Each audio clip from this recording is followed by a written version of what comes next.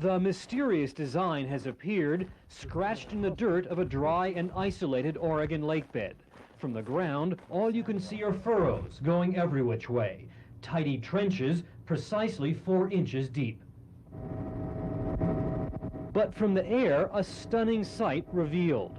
Fully 1/4 mile across, it's a complex design of nested triangles and swirls and exactly parallel lines. Its symmetry is perfect. It has everybody talking.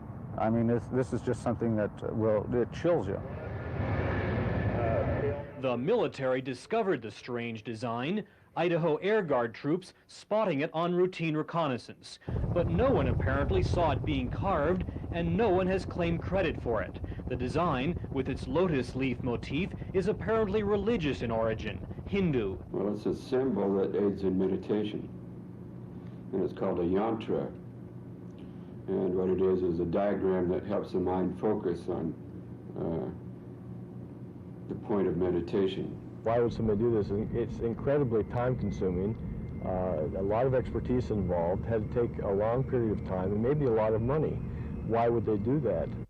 It's relatively recent, like mid-August, but Surveyors say that creating the strange design would have required enormous effort, high-tech transit equipment, and perhaps $100,000 worth of time and gear. those lotus blossom, for lack of another different word, that design, the lotus flower petals, the inner one, from point to point, is exactly 11.5 degrees. Exactly. Exactly.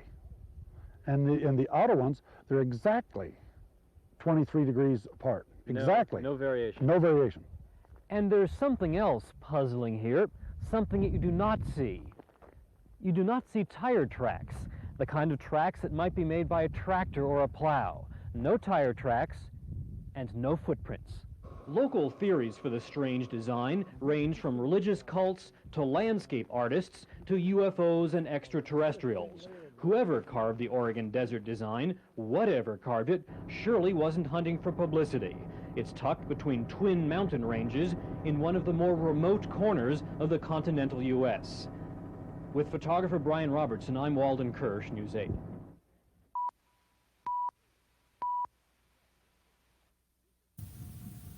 Yes, it turns out this is really how they pulled it off. No lasers, like the experts thought, no high-tech, no nothing.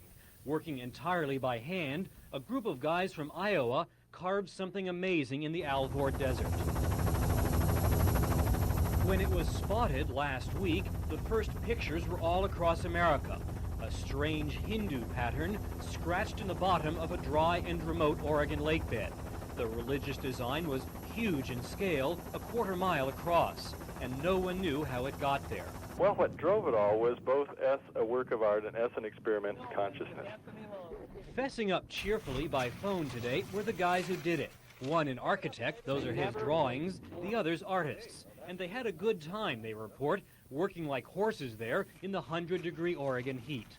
There was a super fluidity, a super conductivity, a super harmony between the people in this group.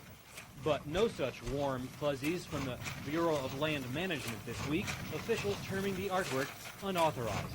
We feel we are going to send letters to apologize to the Bureau of Land Management. Apologies maybe for their artwork, but no regrets. It gives me tremendous personal confidence, power, energy. I feel a real flood of happiness and bliss and love. The feds will be collecting their $100 penalty soon. The Hindu desert design should last till the mountain snows run off next spring. I'm Walden Kirsch, News 8.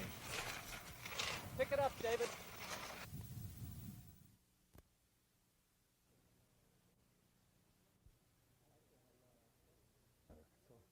I still have a lot of questions.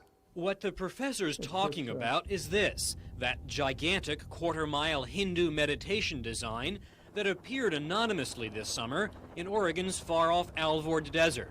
It was apparently carved with perfect geometric precision, perhaps, the experts even thought, with the help of lasers.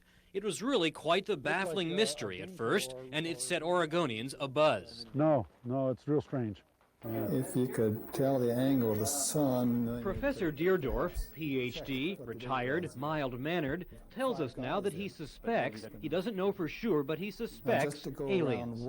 Well, I think there is a good chance, but I'm indecisive on this, a good chance that it's a UFO-related event.